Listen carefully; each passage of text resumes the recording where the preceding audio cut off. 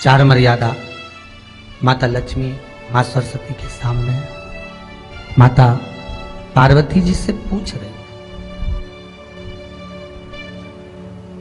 वो मर्यादा है कौन सी जिस मर्यादा के बल पर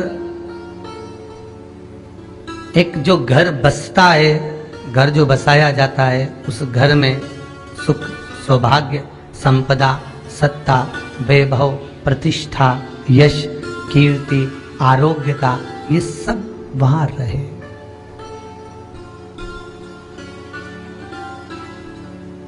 पहला, मां पार्वती ने माता लक्ष्मी को कहा, अतिथि देवो भव।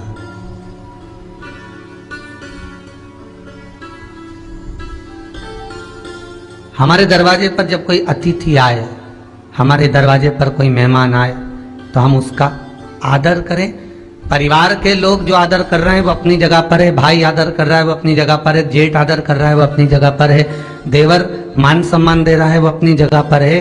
पर सबसे पहला सम्मान घर की स्त्री को अतिथि का करना चाहिए।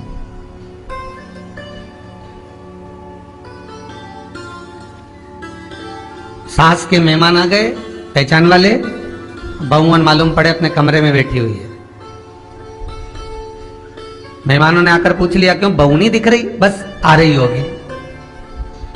सास गई, रसोई घर में से पानी लाकर पिला दिया। फिर मेहमानों ने पूछा, बहू नहीं दिख रही? बस आती होगी। 2 बार सास ने गिलास भी गिरा दिया कि एक आध तो आ जाओ रही ऊपर से, पर नहीं है।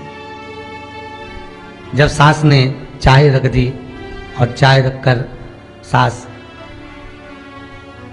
फिर लेकर आई, तो बहुओं के मन में आया, चलो सास ने चाय बना दी है, खुशबू ऊपर आ गई है, अब चलते हैं।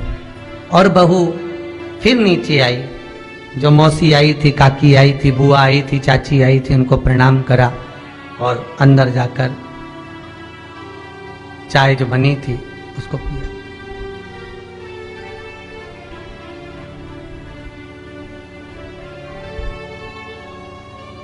एक गरुड़ पुराण में लिखा है, 94 तरह के नरक में एक नरक है जो दरवाजे पर आए हुए अतिथि का सम्मान नहीं करता, उसको जल नहीं पिलाता, उसका मान सम्मान नहीं देता, उसका आतिथ्य नहीं देता, उसके लिए भी एक नरक रखा गया है।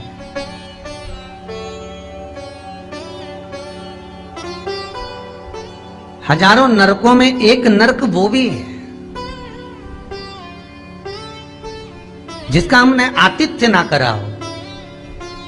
मेरा बहुओं से निवेदन है, सास के रिश्तेदार आए तो आप उनका भी आदर करिए, और आपके रिश्तेदार आए तो आप उनका भी आदर करिए। जेठानी के रिश्तेदार आए तो आप उनका भी आदर करिए, और देवरानी के रिश्तेदार आए तो आप उनका भी आदर करिए। आप किसी न किसी रूप में जो अतिथि आया है वो न जेठ का है, न देवर का है, न वो सास का है, अतिथि घर का है।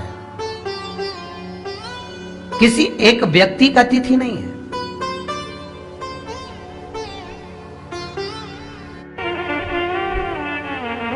बड़ी बहू सोचे कि मैं घर की बड़ी, बड़े परिवार की, मेरे पास में बहुत धन दौलत, मैं काय को गिनूं किसी मेहमान को।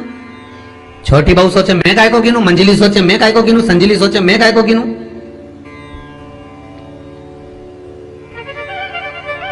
तुम्हारे माँ बाप आए, सास अगर तुम्हारे पिता से, तुम्हारी माता से बात ना करे, देवरानी बात ना करे, जेठानी बात ना करे, तो तुम्हें कैसा लगेगा कि तुम्हारे माँ बाप आए और किसी ने सम्मान नहीं करा। उसी तरह सास के रिश्तेदार आए, तुम सम्मान नहीं करोगी तो उसको कैसा लगेगा। फिर तुम्हारे घर के आए, वो सम्मान ना करे तो तुम्हें कैसा लगेगा। आतिथ्य, घर में कोई भी आए वो सबके लिए। दूसरा क्रम बताएगा, घर के दरवाजे पर जो तुलसी का पौधा होता है, जीवन में सबसे पहले अगर दुख आता है, तकलीफ आती है, कष्ट आता है, बीमारी आती है, रोग आता है, कोई बड़ा घटना घटने वाली होती है, कोई बड़ा कष्ट आने वाला होता है, तो लक्ष्मी जी से माता पार्वती कह रही है, घर में जो तुलसी का पौधा होता है सबसे पहले घात उसी पर होती है। तुलसी का पौधा सूख जाता है, समाप्त हो जाता है, उसके डालियां मुरझा जाती हैं, नीचे लटक जाती है, मंजरी झुक जाती है, या तुलसी के कुंडे में जो मिट्टी है उसमें फफूंद पड़ जाती है। कितना सुंदर बात कही है महाराज। तुलसी के क्यारे में, पद्म पुराण, तुलसी के क्यारे में जो हम जल डालते हैं, वो जल हमने जब डाला और वो जल अगर नीचे गिर रहा है, उसका भी दोष वर्णन है महाराज, उसका भी दोष हमारे शास्त्रों में वर्णित किया गया। तुलसी के क्यारे में अगर जल डाल रहे हैं और वो जल जमीन पर बह रहा है, गिर रहा है, उसका भी दोष है। तुलसी के क्यारे में उतना ही जल दिया जाए जितनी मट्टी सोख ले, 2-4-8 बूंद पानी गिरे चल जाएगा। तुलसी के क्यारे में छिद्र रहता है, बूंद बूंद पानी टपक जाए वो चल जाएगा। पर तुमने तुलसी के क्यारे में जो जल भरा, लोटा भर भर के डाल दिया, और ऊपर से जो जल कुंडा भरा कर उलीच में से, अर्थात भराने के बाद जो नीचे गिर रहा है, वो दोषपूर्ण है महाराज, उसकी दोष था,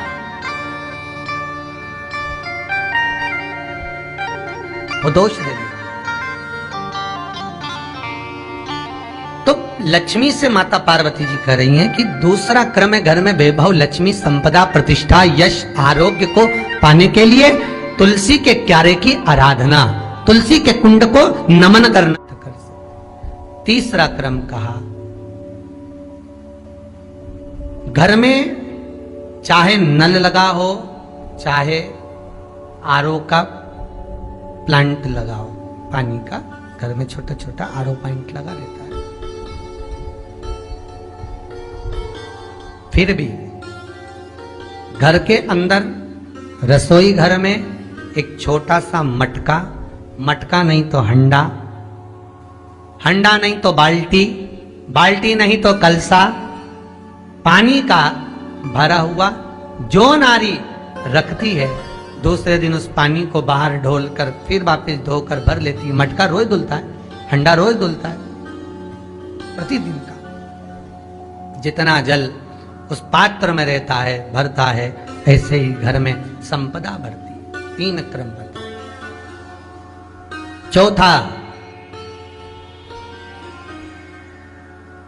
नारी के मस्तक पर जो चीर होता है, ये पूर्वज, इसी चीर से कथा प्रारंभ हुई थी और वहीं पर पहुंच गई। लक्ष्मी पार्वती के संवाद पर चल रही है महाराज। मस्तक पर जो चीर होता है, मस्तक पर जो वस्त्र होता है, वो वस्त्र पूर्वजों का, पितरों का, कुल देवी देवताओं का आशीर्वाद